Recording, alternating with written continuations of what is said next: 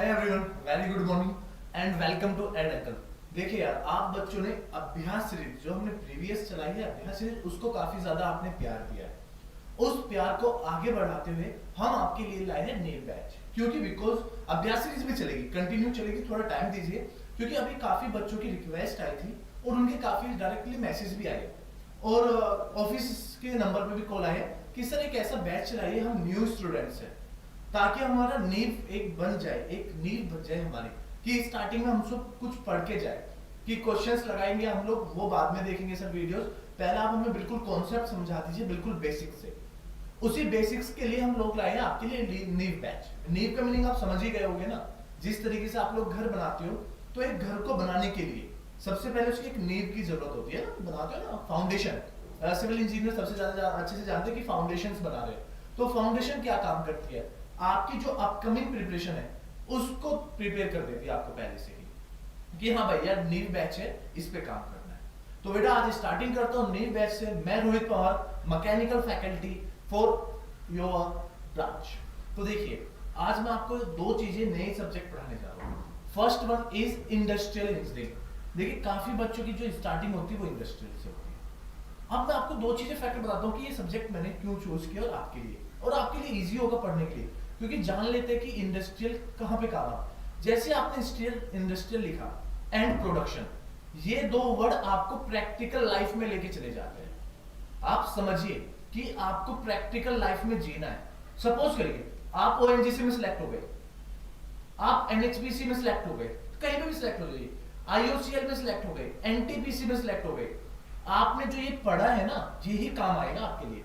क्योंकि प्रोडक्शन तो ये बता देता है कि भाई तेल कैसे निकाल रहे हैं, सिंपल सी बात है कि ऑयल का प्रोडक्शन होता है ना। आप अहमदाबाद चले जाइए, आप मतलब गुजरात चले जाइए, असम में चले जाइए, आप राजस्थान में आ जाइए, कि ऑयल का प्रोडक्शन होता है, एचपीसीएल है वहां पे, है ना, आईओसीएल, जैसे ये सारी चीजें बेटा। तो ये प्रोडक्शन जब हो रहा है तो सिंपल सी एक बात है, आपको प्रैक्टिकल नॉलेज होनी जरूरी है। आपको पता होना चाहिए कि ड्रिलिंग के बाद बोरिंग होती है। आपसे पूछ लिया बोरिंग कब होगी, आप कहोगे सर पता नहीं कब होगी। अरे बताना चाहिए, पहले ड्रिलिंग करेंगे फिर बोरिंग करते हैं, इलाजमेंट करना होल को, है ना। तो प्रैक्टिकल नॉलेज होना बहुत जरूरी है। इंडस्ट्रियल, अब आप सिलेक्ट हो गए ओएनजीसी में। ओएनजीसी में जो पहली स्टार्टिंग पोस्ट मिलती है एडब्ल्यू मिलती है, executive assistant engineer, assistant executive engineer मिलती है आपको।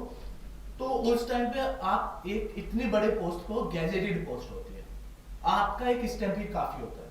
तो इंडस्ट्रियल में मैनेजिंग कैसे की जाती है, आप इंजीनियर तो बन गए, मैनेजिंग स्किल नहीं, इसलिए आपके साथ इंडस्ट्रियल भी जोड़ा गया है। और ये एक पॉइंट ऑफ व्यू से, अगर आप एग्जाम, अगर कोई स्टूडेंट गेट का है, उसको ये पता होना चाहिए कि दोनों सब्जेक्ट अराउंड 20 to 24 मार्क्स के आते हैं। 20 to 24 मार्क्स आउट ऑफ 100। अरे 100 का ले लो भाई, इसी को कंप्लीट करा दूंगा। अगर इंडस्ट्रियल प्रोडक्शन अगर आप यहां से भी पढ़ के चले गए ना, फ्री बैच है भाई, कंप्लीट कोर्स है आपके लिए। अब ये नहीं होगा कि यार मैं यहाँ से नहीं पढ़ा रहा हूँ आपके लिए और चला गया कहीं पे, ऐसा कुछ नहीं है। यहीं पे ही पूरी नॉलेज देके जाऊंगा, कंप्लीट इंडस्ट्रियल। जब आप बैच में चले जाओगे, आप एग्जाम दोगे गेट का 1 साल बाद, यार कंप्लीट नॉलेज आपके पास होगी। आपके पास इतनी नॉलेज होगी कि आप एग्जाम को डायरेक्टली क्वालिफाई कर जाओगे।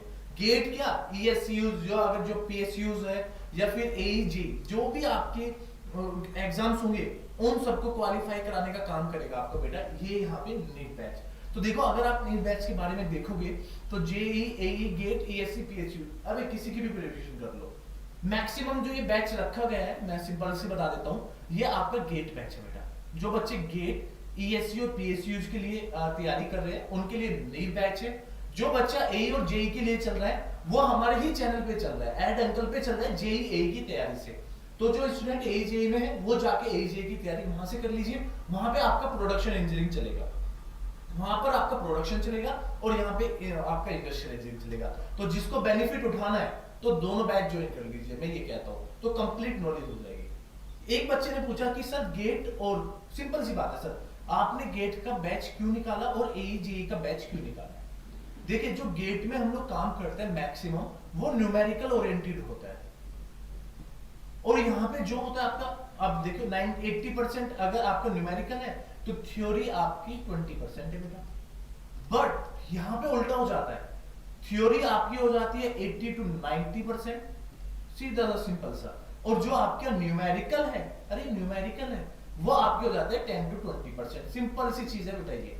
तो यहाँ पे एक दूसरे के अपोजिट हो जाती है चीजें, और जब अपोजिट हो गई तो आपके लिए एक थोड़ा सा डिफिकल्ट पड़ जाता है टास्क, उसके लिए आपको अलग से मेहनत करनी होती है। तो आपके दोनों के बीच ये डिफरेंस बताया, आप जाइए और हमारे चैनल के साथ जुड़ना स्टार्ट करिए, जल्दी से जाइए। और सबसे बड़ी बात, चैनल को लाइक कर लीजिए, सब्सक्राइब करिए, और जितने आप इसको फैला सकते हो, सिंपल सी बात है यार, मैं शेयर भी नहीं कहता हूं, फैला दो बस, आग की तरह फैल जाना चाहिए चीजें मार्केट में कि हाँ भाई अब आए हैं रोहित सर यार एड अंकल के साथ जुड़े हुए, तो आपको पूरी मेहनत करा के जाएंगे, ये रियल फैक्ट है। तो नाम भी बनेगा आपका, और बेटा एक चीज है, आपका नाम जब आप एक गेट निकालोगे, जैसे यूपीएससी का कोई एग्जाम निकालता है, जब आप गेट निकालोगे ना, इंजीनियर साहब आ रहे हैं, सिंपल सा कहते हैं कि अरे यार इंजीनियर साहब आ रहे हैं, असिस्टेंट इंजीनियर, चाहे आप जेई बनो, एई बनो, एडब्ल्यू बन जाओ, एक इंजीनियर का टैग आपके पास होगा, घबराने की कोई बात नहीं है, हम आपके साथ हैं। चलिए, आपको बैचेस में मिलेगा क्या, ये सारी चीजें आपको मिलती रहेगी टाइम टू टाइम। अब बात करता हूं मैं अपने सब्जेक्ट से, इंडस्ट्रियल इंजीनियरिंग। तो टॉपिक का नाम है बेटा इंडस्ट्रियल इंजीनियरिंग। ये ऐसा इंडस्ट्रियल इंजीनियरिंग है जहां पे आप लोग अपनी लाइफ में ऐसी चीजें को देखोगे कि हाँ सर ये प्रैक्टिकली इफेक्ट है, आपको प्रैक्टिकली नॉलेज रखनी चाहिए कि हाँ चलिए हम लोग जो करेंगे वो प्रैक्टिकली होगा 100%। तो हम लोग क्या क्या पढ़ेंगे, देखिए सबसे बड़ी चीज हम लोग पढ़ेंगे यहाँ पे इन्वेंट्री कंट्रोल, पहला चैप्टर, और ये तो सबके लिए बेसिक है, आपको इससे यहाँ पे जोड़ना है। नेक्स्ट जितनी भी क्लासेस चलेगी फ्री में आपको पूरा सिलेबस मिल जाएगा। दूसरा आपको पढ़ना है sequencing and scheduling, sequencing and scheduling, CPM part most important, mechanical engineering as well as civil engineer जो भी स्टूडेंट है, सीपीएम पार्ट उनके लिए इंपॉर्टेंट है। क्यूइंग थ्योरी, आप लोग जाते हो ना क्यू में खड़े हो जाते हो या लाइन में, कि कुछ साल पहले आप लगते हो या लाइन में, आप डोमिनोज की लाइन में लग गए, आप मेट्रो टोकन के लिए लाइन में लग गए, आप सुबह जाइए, आपको राजीव चौक या दिल्ली में अगर आप सफर कर रहे हो ट्रेन की टिकट के लिए लाइन में लग गई, क्यूइंग थ्योरी। आप सुबह जा रहे हो मदर डेयरी पे दूध लेने के लिए, तो यार दूध की लाइन में आप लगे जाके मिल्क के लिए, वो आपकी क्यू थी। आप बैंक में चले गए, आप बैंक में चले जाइए, क्यू में ही खड़ा होना पड़ेगा, पैसे 10 बजे पहुंच जाइए, आपको क्यू में ही खड़ा होकर काम चलाना पड़ेगा, दैट इज क्यूइंग थ्योरी। आपको क्यू में क्या है सर, वेट करना पड़ेगा, आपकी अपनी बारी का काम देखना पड़ेगा, कितने लोग आपसे पहले खड़े हैं, कितने लोग आपके बाद खड़े हैं, जिन्हों वेटिंग में है वे लोग, तो सिस्टम की लाइन कितनी छोटी है, बड़ी है, स्मॉल है, लार्ज है, वो सारी चीजें बताएगी क्यू थ्योरी। आपके बाद आ जाती है फिर लीनियर प्रोग्रामिंग, लीनियर प्रोग्रामिंग फिर आ जाता है ट्रांसपोर्टेशन प्रॉब्लम, फिर एक्सेट्रा, बहुत चीजें यार, बहुत बड़ा चैप्टर है इंडस्ट्रियल इंजीनियरिंग, इसको पढ़ेंगे और एंजॉय से पढ़ेंगे, क्योंकि बिकॉज गेट में जो ये आता है ये 4 to 6 मार्क्स आपका लेके आएगा, ये पक्की बात है, इतना आएगा। अगर आप बात कर लो दूसरे उसमें एईजे में, वहां पे भी अच्छे स्कोप बनता जा रहा है, अगर आप एईजे की भी बात करोगे तो अप्रोक्सीमेट 10 to 15 मार्क्स ये बन के आ रहा है, तो कंप्लीट नॉलेज वहां पे भी मिलेगी और यहाँ पे मिलेगी। जो बच्चा गेट की प्रिपरेशन कर रहा है वो यहाँ पे सिंसियरली आके गेट की कर लीजिए, एईजे के लिए एईजे की तैयारी, ये गेट की तैयारी, वहां पे एईजे की तैयारी, दोनों जगह आप तैयारी कर सकते हैं। मैं ये कह सकता हूँ कि दोनों जगह आपको नॉलेज मिलेगी, भरपूर नॉलेज मिलेगी। चलिए, तो जो आज पहला चैप्टर है बेटा हमारा, वो हमारा चैप्टर है इन्वेंट्री कंट्रोल। आज जो हम पढ़ेंगे इन्वेंट्री कंट्रोल, सिंपल सी बात है, इसी से ही बात करेंगे, और आगे जो भी चैप्टर होगा सबसे पहले इन्वेंट्री कंट्रोल के बारे में ही जानना बहुत जरूरी है, कि आपके पास है क्या चीजें, ये सारी चीजें हमें एग्जाम्पल के तौर पे पढ़नी है, और प्रैक्टिकल का चीज यूज करेंगे, और मैं आपको करके भी दिखाऊंगा यार प्रैक्टिकली इन्वेंट्री कंट्रोल क्या होता है, सिंपल सी बात है। तो अब बात करते हैं क्या है सर इन्वेंट्री कंट्रोल। तो पहले ही वर्ड आ गया आपके पास इन्वेंट्री, याद रखिए we are starting from the inventory, कि what is the meaning of inventory, meaning क्या है भाई, मीनिंग बताओ। तो मीनिंग क्या है सर, इन्वेंट्री सिंपल सी बात है, जो मैंने स्टोर करके रखा हुआ है अपने पास, कि भाई आइडियल रिसोर्स है, आप सिंपल सी बात कर सकते हो, आइडियल रिसोर्स, वर्ड पे ध्यान देना, आइडियल रिसोर्स, तो मींस जो आपने कलेक्शन रखी है अपने पास, इन्वेंट्री मींस यार कलेक्शन कर ली। अब आप कहते हो कि आपके पास कितने पैसे जुड़ गए फ्यूचर के लिए, कोविड आया था तो सभी लोगों ने अपने पैसे बचाए, अपनी मनी को कलेक्ट करके रख लिया घर पे, तो आपसे पूछा कितनी इन्वेंट्री है, आपने कहा कि 5 लाख इन्वेंट्री है मेरे पास, 10 लाख इन्वेंट्री है। मैन्युफैक्चरर नहीं पूछता, जब आप थोड़ा जाओगे तो सब यही पूछते क्या इन्वेंट्री रखी है आपने पास, क्या जोड़ के गए आप लोग। तो आइडियल इन्वेंट्री जो आपके पास अवेलेबल है फॉर द फ्यूचर। एग्जांपल्स तो बहुत है, डेली लाइफ के एग्जांपल्स है, तो इन्वेंट्री ये सारी चीज होती है। एक एग्जांपल मैं आपको शेयर करूंगा, एग्जांपल आप लोग एक चीज के लिए, अब तो बहुत इजी हो गया। मैं 2013-14 की बात बताता हूं, जब हम लोग कॉलेजेस में थे तो जो सेल हुआ करती थी टेलीफोन की, मोबाइल फोन की सेल्स हुआ करती थी उस टाइम पे, तो 12 बजे विंडो ओपन होती थी और 12-2 तक फिलअप हो जाता था सब कुछ। अरे फोन लेना ही मुश्किल हो गया था, वीक में एक बार सेल आती थी फ्राइडे, अगर बुक हो गया ठीक है, कार्ड में आ गया ठीक है, नहीं तो अब तो इजी हो गया, अब तो लॉन्च होता है, इतने फोन्स आ गए अवेलेबल, आप अलग अलग फोन्स ले सकते हो। तो 13-14 में एमआई रेडमी बहुत ज्यादा चलता था और लिनोवो, दो ही फोन चलते थे उस टाइम पे, लिनोवो और आपका एमआई रेडमी फोन जिसको आप बोलते हो जियोमी टाइप। ये चीजें क्या थी, तो ये क्या करते थे ये लोग, भीड़ को कलेक्ट करते थे कि आ जाओ भाई, और अपने फ्यूचर नेक्स्ट सेल के लिए इन्वेंट्री बचा के रख लिया करते थे कि भाई 1000 फोन हम नेक्स्ट वीक में सेल करेंगे। इस तरीके से जो सेविंग करके चल रहे हैं, that means a inventory. Inventory किसी भी फॉर्म में हो सकती है, जैसे लाइक रॉ मटेरियल, आप बोल सकते हो सर रॉ मटेरियल टाइप में, जैसे मेडिसिन के लिए रॉ मटेरियल।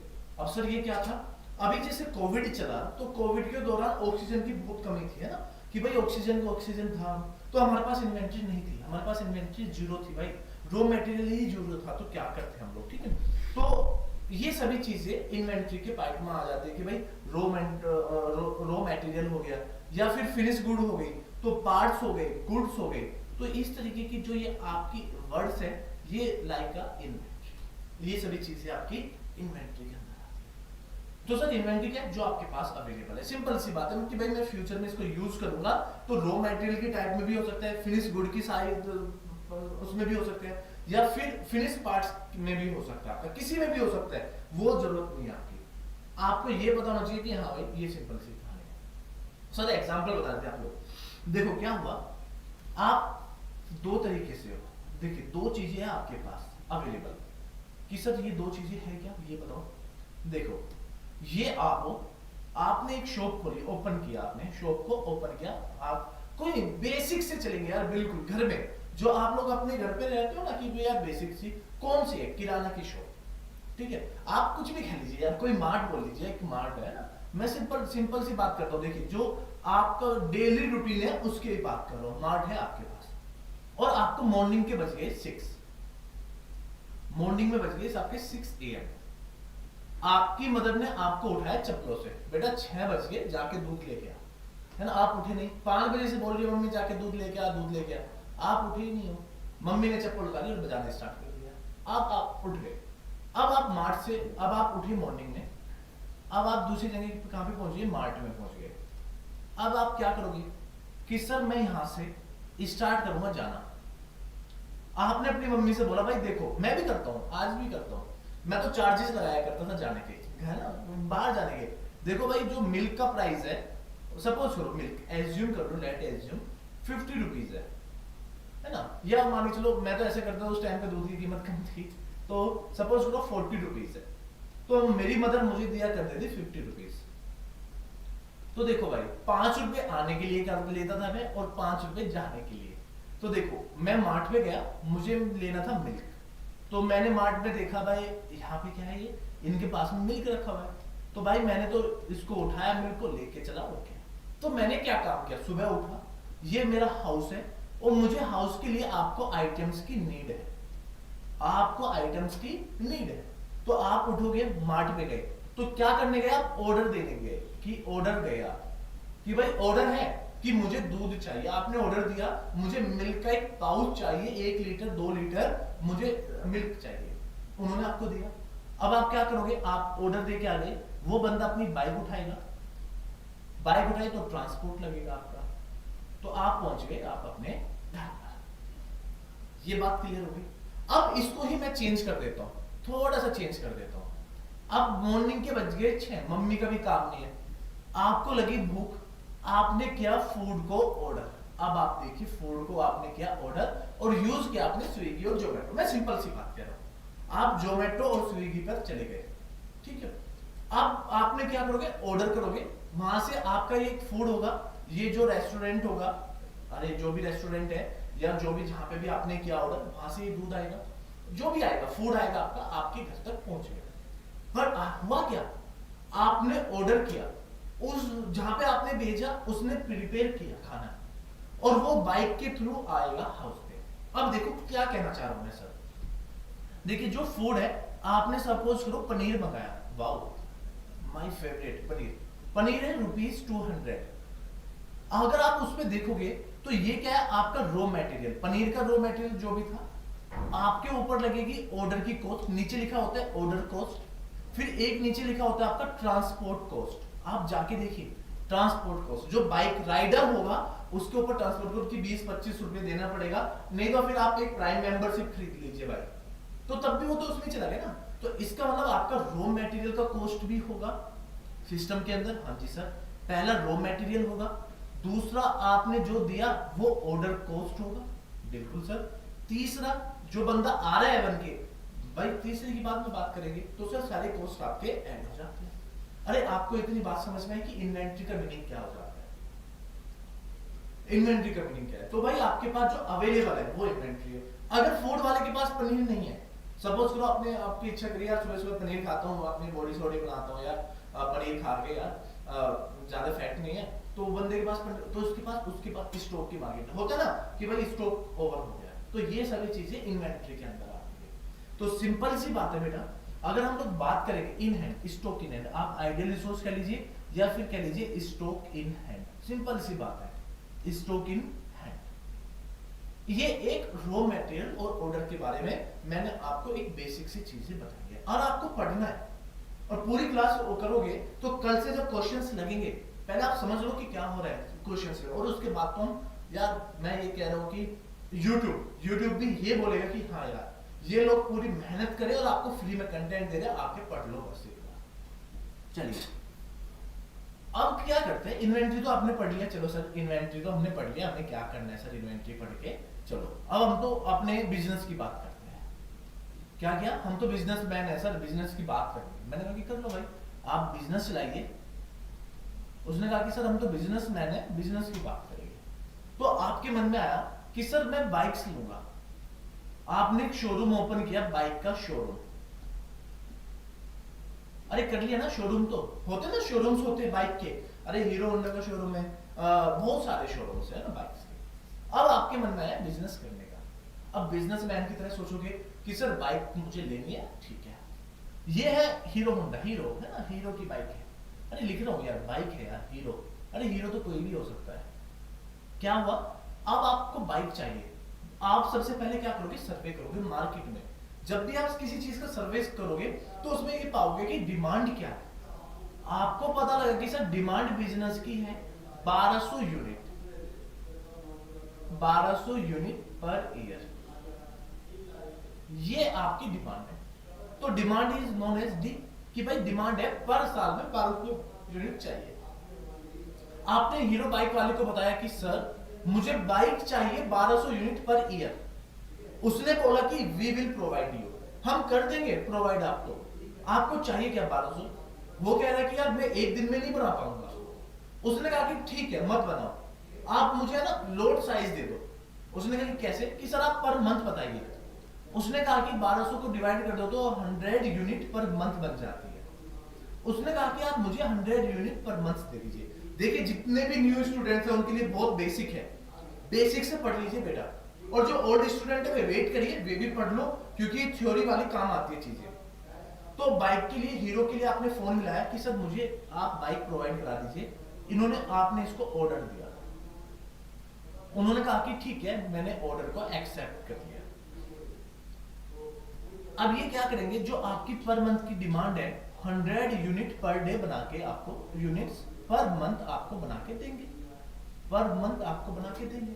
उसके बाद क्या करेंगे, सर ये आपको वापस भेज देंगे यहाँ पे, इस तरीके से बाय यूजिंग ट्रांसपोर्ट कॉस्ट। तो ये ऑर्डर आपने दिया, एक ही बात है, ऑर्डर दिया आपने, यहाँ पे आपने रिसीव किया, ऑर्डर को रिसीव किया आपने, सिंपल सा फैक्ट। अब ये रिसीव करके आप कहाँ पे रखोगे, कि सर ये मेरा गैरेज है, ये मेरा हॉल है, शोरूम है, तो सारी चीजें तो मैं शोरूम के अंदर ही रखूंगा ना, तो आपकी जो बाइक्स है वो सभी बाइक्स आपकी शोरूम में रहेगी, यहाँ पे रहेगी इस तरीके से कि भाई ये बन गया, ये बन गया, ये इस तरीके से आपकी सभी बाइकें यहाँ पे रहेगी। अरे हाँ या ना, बोलो ना रे बाबा, कुछ बोल दो ना रे आज। अरे चुप क्यों हो रहे, कुछ बोलो रे, कुछ बोल के दिखा दो। अरे हाँ, थम्स अप देखिए, इतने लाइक्स ठोक देना और शेयर करिए। जो बच्चे ऑनलाइन नहीं आ पा रहे, बाद में वीडियोस को देखते हैं, वो जल्दी से जाइए और शेयर कर दीजिए। अब क्या होगा सर, डिमांड ऑर्डर कर दिया आपने, सर बाइक के लिए आपने जगह बना दी। अब इसमें क्या है, आपको सबसे पहली चीज सर हीरो बाइक होगी जो, अब प्राइस क्या है सुनना बड़े ध्यान से। जो प्राइस होगा, जो प्राइस की बात होगी, आपकी बाइक की जो प्राइस होती है, तो बाइक ने प्राइस निकाला ₹1 लाख, 1 लाख रुपए। ये सिर्फ प्राइस किसका बेटा, रॉ मटेरियल जो कंपनी ने बनाया है, प्रोडक्ट बना के उन्होंने दे दिया, रॉ मटेरियल का प्रोडक्ट, ठीक है। दूसरा जो आपने ऑर्डर कॉस्ट की है, ऑर्डर सर ये ऑर्डर क्या है। अब आप फ्लिपकार्ट पे जाइए, फ्लिपकार्ट की क्या है कि अगर आप प्लस मेंबर नहीं हो, सुनना, तो 500 से जो नीचे का प्राइस आप कर लो सर्च। अगर आपकी कोई सामान 300 रुपए का है, तो आप देखना उसका जो लास्ट प्राइस आएगा वो 350 आएगा। 49 रुपीज वो चार्ज लेता है ऑर्डर के। किसके चार्ज ले रहे हैं कि सर आपने ऑर्डर किया, मैं आपके पास तक पहुंचाऊंगा, तो वहां पे लिखा होता है ऑर्डर, तो दैट्स मीन ऑर्डर कॉस्ट होती है। ये रॉ मटेरियल कॉस्ट हो गई, ये आपकी ऑर्डर कॉस्ट हो गई। तो ऑर्डर कॉस्ट में क्या आ जाता है कि सर ऑर्डर कॉस्ट में आ जाता है आपका ट्रांसपोर्ट हो जाना। अरे हाँ या ना, जैसे ट्रांसपोर्ट हो गई, प्लस में जो भी होगा क्वालिटी चेक हो गई, आपकी क्वालिटी भी तो चेक होती है ना। अरे आप नहीं लेके गए यार, आपकी वो चीज कुछ भी खराब हो गया, रिजेक्शन कॉस्ट हो सकता है, डिले कॉस्ट हो सकता है, फॉलो अप हो सकता है कि भाई आप ये बताइए, आप बार बार जाओगे, आपका पेट्रोल का खर्चा, सीएनजी का खर्चा, ये सभी खर्चे आपके आते हैं ऑर्डर कॉस्ट में, ठीक। तो आपको प्राइस भी देना होगा, आपको ऑर्डर कॉस्ट भी देना होगा। अब देखिए, आपने शोरूम चलाने के लिए रेंट पे लिया, तो आपको होल्डिंग कॉस्ट भी देना होगा। क्या होता है इसको, होल्डिंग कॉस्ट, या दूसरी तरीके से बोल दिया जाता है आपको कैरिंग कॉस्ट, कि आपको कैरिंग कॉस्ट भी देना होगा कंपनी के अंदर। जैसे आपका पावर हो गया, पावर के लिए लाइट है, आपका स्पेस हो गया, रेंट देना भी हो गया, यार रेंट भी देना है। आपको डैमेज, अगर आपने किसी के घर को, शोरूम को खराब कर दिया, तो डैमेज कॉस्ट भी आपको देना पड़ेगा, साथ में इंश्योरेंस भी आपको देना पड़ेगा। तो ये सारी चीजें आपकी होल्डिंग कॉस्ट और कैरिंग कॉस्ट के डिफरेंट टाइप्स में आ जाती है। अभी जो कॉन्सेप्ट बन के आया सिविल इंजीनियर्स में, अभी यूपीपीएससी एई का एग्जाम हुआ है, उसमें यहीं पे ही क्वेश्चन पूछा होगा, यहीं से ही कॉन्सेप्ट बन के आया। सिविल इंजीनियर्स के जो स्टूडेंट्स है ना, यूपीपीएससी 29 मई 2022 का एग्जाम हुआ है, उनका 3 नंबर का क्वेश्चन यहीं से बन के आया आपका इन्वेंटरी से। यकीन नहीं आता तो उनकी जाके कॉपी को खोल लीजिए, उनके क्वेश्चन पेपर को ओपन कर लीजिए, फर्स्ट या सेकंड पेपर को, और उसमें जाके पूछ लीजिए बीईपी के नाम से आया है, बीईपी। बताइए होल्डिंग कॉस्ट और कैरिंग कॉस्ट जहां पे कट करेगी उस पॉइंट को क्या बोलते हैं। और देखो मैं तो सिविल इंजीनियर तक पहुंच गया हूं, हम तो मैकेनिकल वाले हैं, तो इस तरीके के कॉन्सेप्ट पूछते हैं भाई साहब, ऐसे ऐसे कॉन्सेप्ट पूछेगा। तो भाई ऐसे ऐसे कॉन्सेप्ट से आपको बचना है, बचना है। कैसे बचोगे, आपको यहाँ पे आके पढ़ना है और आपको सारी चीजें पढ़ाई जाएगी ए टू जेड। ऐसा क्वेश्चन बन गया, बच्चा आ रहा है, और यार मैं खुद कह रहा हूँ कि बहुत स्टूडेंट ने एग्जाम दिया है, आप देखिए न्यूज में आ रहा है कि इतने बच्चों ने दिया, आप क्वेश्चन पेपर को उठाओ, समझ से पढ़ रहे यार सर कहाँ से पूछ लिया। अरे आप डीप में स्टडी नहीं करोगे तो पूछेगा ही है, वो पूछेगा, हर हाल पे पूछेगा। तो आपको यहाँ से फॉलोअप मिल जाएगा, कंप्लीटली मिलेगा। अब ये आइटम है, रॉ मटेरियल है, तो रॉ मटेरियल को बोल सकते हैं आइटम कॉस्ट। तो जो आइटम आपने बनाया वो कॉस्ट बन गई। अरे इतनी बात समझ में आ गई ना, रॉ मटेरियल्स टाइप में ये सारी चीजें, यहां तक आपको कॉन्सेप्ट क्लियर होना जरूरी है। एक बन जाते हैं शॉर्टेज कॉस्ट, आप बड़े ध्यान से सुनना। एक बनती है 4th नंबर पे 1 2 3 4। शॉर्टेज कॉस्ट क्या होती है, जैसे लॉस हो जाना, प्रॉफिट ही नहीं होना, जैसे लॉस हो गया आपके पास, अरे सर शॉर्टेज हो गई, सर लॉस हो गया, लॉस ऑफ अपॉर्चुनिटी हो गया, लॉस्ट सेल हो गई, पता नहीं क्या क्या हो जाता है। तो शॉर्टेज कॉस्ट भी आपका लॉस के अंदर आता है। सिंपल सी बात है, अगर आपसे पूछ ले कि सर शॉर्टेज कॉस्ट का मीनिंग क्या है, अरे सर हाँ आप कमेंट कर दीजिए सर लॉसेस हो जाना, सिंपल सी बात है। लॉस ऑफ प्रॉफिट बोल दो कि सर मुझे प्रॉफिट हुआ ही नहीं है, लॉस ऑफ। एक एग्जांपल, जैसे सिर्फ सपोज करो आपने एक ड्रीम देखा और आपका वो ड्रीम कंप्लीट नहीं हुआ। आप बचपन में थे कि सर मुझे तो 10th मुझे तो आईआईटी में जाना था, 12th के बाद आप नहीं थे। आपने कहा कि सर शॉर्टेज हो गई मुझे तो आईआईटी में ना जाके। आप फिर आप आओगे यहाँ पे मेहनत करोगे, तो आपका क्या था कि प्रॉफिट था, कि एक प्रॉफिट था आपका, सर मैं आईआईटी में जाऊंगा, आईआईटी से जब बीटेक करूंगा तो एक अच्छा पैकेज लेके जाऊंगा, तो मैं तो करोड़ों का इंसान होगा सर। तो प्रॉफिट तो हुआ ही नहीं ना, आपका लॉस हो गया, तो लॉसेस हो गए। तो ये सभी चीजें शॉर्टेज कॉस्ट के अंदर आती हैं। इस तरीके से जैसे आपने क्या किया, आप गए शॉपकीपर के पास, आपने उनसे कहा कि यार मुझे 10 लीटर मिल्क दे दो, और उनके पास 5 लीटर मिल्क निकला, उन्होंने 5 लीटर तो आपको दे दिया है, पर उसको क्या हुआ, उसको शॉर्टेज हो गई। और अगर वो ये कहता कि अगर मेरे पास 5 लीटर और होता तो मुझे प्रॉफिट हो जाता, बट मेरे प्रॉफिट में कमी आ गई है, जितना प्रॉफिट मेरा होना जरूरी था उतना प्रॉफिट हुआ ही नहीं है। तो उस शॉपकीपर के लिए क्या हुई, वो शॉर्टेज हुई, उसको प्रॉफिट नहीं हुआ, लॉस ऑफ प्रॉफिट हो गया, या फिर कह लीजिए लैक ऑफ प्रॉफिट हो गया, या फिर कम प्रॉफिट हुआ। बट जितना उसकी एक्सेप्टेशन थी कि भाई इतना होगा, इतना नहीं हुआ, that is the meaning of shortage cost. Simple सी बात। और आपको भी ये इंटरव्यूअर को एक्सप्लेन करना है कि शॉर्टेज कॉस्ट होती क्या है। जितना बेसिक आप लोग बताओगे उतने आपकी अपॉर्चुनिटी होती है सिलेक्शन होने। जैसे मैं हर एक बार बताता हूं कि अधिकतर मैक्सिमम क्वेश्चंस ऐसे बन जाते हैं एग्जाम पॉइंट ऑफ व्यू से। मैं अगर बताऊं, जैसे कभी क्वेश्चन आया अभी यूपीपीएससी में, जो बच्चे देखे आए कि ये बताइए कंडक्शन, कन्वेक्शन और रेडिएशन किसके अंदर होता है, तीनों चीजें एक ही साथ होती है। सिंपल सा एक कॉन्सेप्ट बन के आया कि भाई ये बताइए तीनों चीजें किसके अंदर होती है, कंडक्शन भी, कन्वेक्शन भी, सारी चीजें होती है। ठीक है, तो ये सभी चीजें वहां पे मिल रही है। एक मिनट बेटा। तो ये सारी चीजें आपको वहां पे फील करनी है कि हाँ भाई ये सभी चीजें हो रही है। तो आपको इतना ध्यान आ गया होगा कि आपको ये सारी चीजें सीखनी है। अब देखो मैंने आपको सारी चीजें बताई है, आपको इन सभी बातों पे ध्यान देना है, और जितना दोगे उतना आपके लिए मैक्सिमम पॉइंट ऑफ व्यू से अच्छा रहेगा। चलिए, आपने इतना तो बताया कि सर हाँ ये मेरी समझ में आ गया, तो फिर आगे बढ़ते हैं।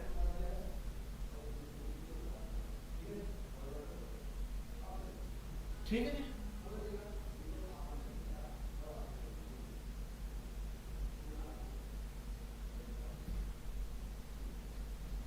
चलो, तो आपको इन सभी बातों पे ध्यान देना है। चलिए अब आगे बढ़े, एक चीज और करते हैं हम लोग। तो अगर आप इन सभी चीजों पे ध्यान दोगे तो काफी इजी रहेगा, है ना। तो अब आगे बढ़ते हैं थोड़ा आगे, ठीक है जी। चलिए, हाँ एक पॉइंट था बेटा। चलो, तो अगर आप इसको लिखना चाहते हो तो लिख सकते हो। एक मिनट आप इसको लिखिए, एक मिनट इसको लिखो जल्दी से आप लोग।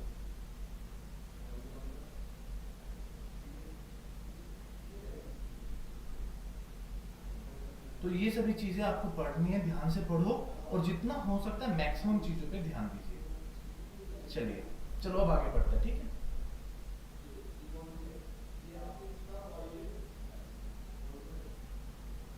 चलो अब आगे बढ़ते हैं, ठीक है। अब देखिए, इतना आपने पढ़ा कि कॉस्ट क्या है, तो किसी चीज को खरीदने के लिए हमें ये सारा काम करना पड़ेगा। तो अब मैं आपको दो चीजें पढ़ाने जा रहा हूँ, बहुत इजी। अब ये कॉन्सेप्ट कहाँ पे है सर, देखो जो आप पढ़ा रहे हो, UPRVUNL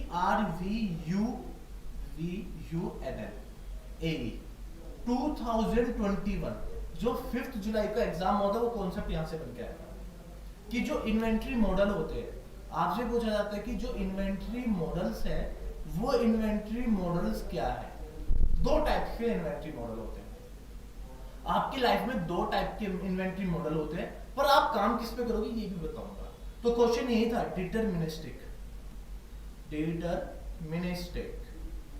ये क्या था आपका, प्रोबेबिलिस्टिक। ये क्या है आपका, प्रोबेबिलिस्टिक।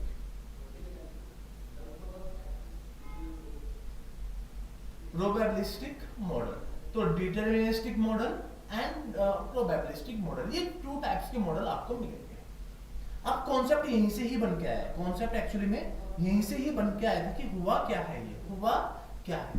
तो अगर आप इन पे देखोगे कि डिटरमिनिस्टिक मॉडल में क्या होता है, डिटरमिनिस्टिक लिखा है जहां पे आपका कांस्टेंट डिमांड होगी।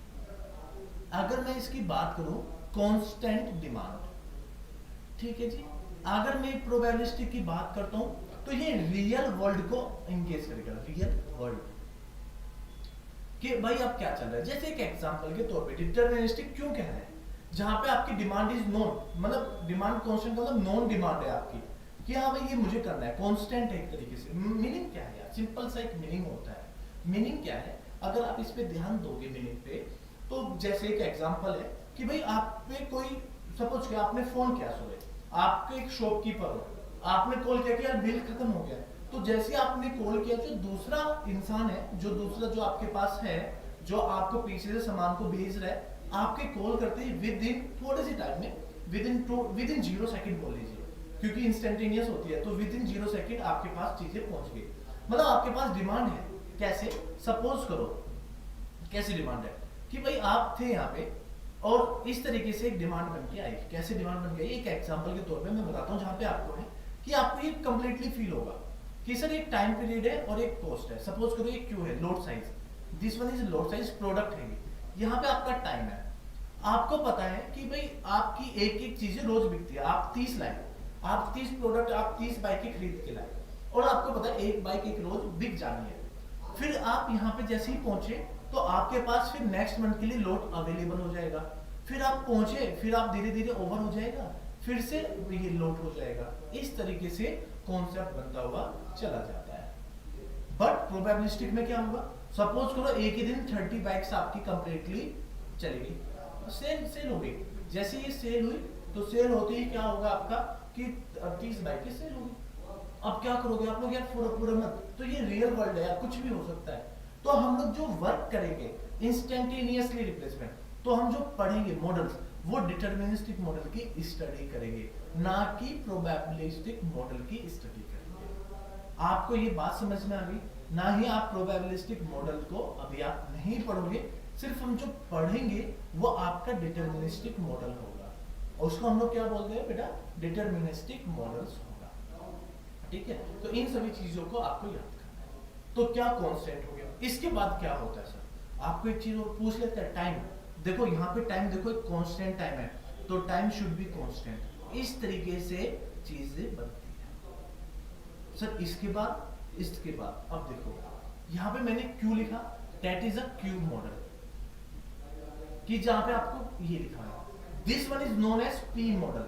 और यही कॉन्सेप्ट था आपका कि भाई बताइए यूपीआरवीएल में क्यू और पी दोनों से क्वेश्चन पूछे हुए थे आपसे कि क्यू और पी कहां पे है। 2021 की बात कर रहा हूं, एक एक नंबर देखो कहां से पूछ लिया कि क्यू लोड साइंस में प्रोबेबिलिस्टिक पी मॉडल होता है, जहां पे रियल वर्ल्ड की बात की जाती है। But deterministic model Q model है, जहां पे लोड साइज आपका कांस्टेंट है। Load size means demand, nothing as demand, demand जहां पे आपकी कांस्टेंट है।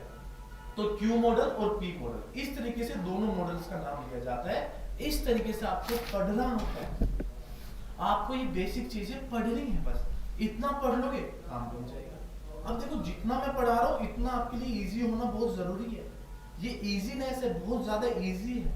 अगर ये इस तरीके से इजी रहेगा तो आपके लिए काफी कंफर्टेबल फील होगा, और कंफर्टेबल फील होगा, मैं होप ये सारी चीजें आपको पता लग जाएगी, धीरे धीरे आपको ये सारी चीजें की हैबिट हो जाएगी। तो आप उस चीज की बिल्कुल भी टेंशन ना लीजिए। चलिए नेक्स्ट कॉन्सेप्ट। अब जिस तरीके से मैंने आपको डायग्राम बना के दिखाया कि भाई देखो, इसी डायग्राम की बात करते हैं हम लोग। सपोज करो अब आप ये देखिए, मैं किसकी बात कर रहा हूँ सर, इधर तो डिमांड है तो डिमांड लिख लो। सर इधर क्या है सर, आपका टाइम है तो टाइम लिख लो। और हम लोग किसकी बात करें, क्वांटिटी। डिमांड में सिर्फ क्वांटिटी की, एक क्वांटिटी हमारे पास अलग, क्वालिटी नहीं क्वांटिटी, हम इस तरीके से बात करें तो क्या होगा, जो आपकी डिमांड होगी वो कंप्लीटली कांस्टेंट होगी। ये तो बोला मैंने अभी सर, ये डिमांड आपकी कांस्टेंट होगी, ये इस तरीके से आगे बढ़ता हुआ प्रोसेस चलेगा। तो अगर आप स्लोप देख रहे होंगे तो this one is your slope ना, स्लोप तो ये बन गया ना आपका, सिंपल सी बात है, डिमांड बढ़ती है तो ये भाई डिमांड क्या होती है सर, 1200 यूनिट पर ईयर। तो इस तरीके से लिखा रहेगा, या एनुअली ये लिखा रहेगा। टाइम कितना हो गया कि सर एक टाइम है, सपोज करो ये टाइम है, टाइम सपोज करो ईयर का टाइम हो गया, this one is your 12 months. आप सीधा बोल सकते हो कि सर ये टाइम कुछ नहीं है, 12 मंथ्स है, तो 1 ईयर हो गया। तो इस तरीके से डिमांड बनती है। तो आप उसको कह सकते हो डिमांड फॉर डी और टी फॉर टाइम। तो ये टाइम है, अब इसी टाइम को क्या बोलते हैं, this is A, this is B, time और साइकिल टाइम। ये दोनों चीजें आपसे पूछी जा सकती है कि दोनों में क्या डिफरेंस है। कुछ भी डिफरेंस नहीं है, टाइम बोल लीजिए या फिर साइकिल टाइम, करेक्ट। इसके अलावा कोई और डाउट हो तो आप डायरेक्टली पूछ लो कि क्या होगा, कि सर डिमांड इतने हिसाब से हमारी चल रही है। अब देखिए, अब आगे बढ़ते हैं, कैसे डिमांड आगे बढ़ रही है, तो देखो किस तरीके से बढ़ रही है, इन सभी चीजों को हम पढ़ते हैं। सपोज करो आपकी डिमांड है, ये मेरी 1200 यूनिट है ना। अब आप एक कोई बच्चा आया, सर मुझे यहाँ पे चाहिए ऐसे, बस अगर आप इसको पढ़ोगे तो आप यहाँ पे ध्यान दोगे ऐसे, तो भाई अब आपकी यूनिट है कोई भी 1200 है, तो आप इसको 800 बना लो, ये तो 1200 हो गई, यहाँ पे ये 400 हो गई। कितने कितने मंथ हो गए, सिंपल से मंथ निकाल लो कि सर ये 4 मंथ्स हो गए, ये 8 मंथ हो गए और ये 12 मंथ हो गए, तो पूरा ईयर हो गया। तो वो क्या कह रहा है, वो ये कह रहा है कि आपको इस मंथ में इतनी यूनिट आपको मिल जाएगी। तो इसका सिंपल सा मीनिंग क्या हो गया सर, डिमांड इक्वल टू 1200 है, डिवाइड बाई 12 कर दूं तो मैं डिमांड ये कह सकता हूँ कि मेरी 100 यूनिट पर मंथ की है।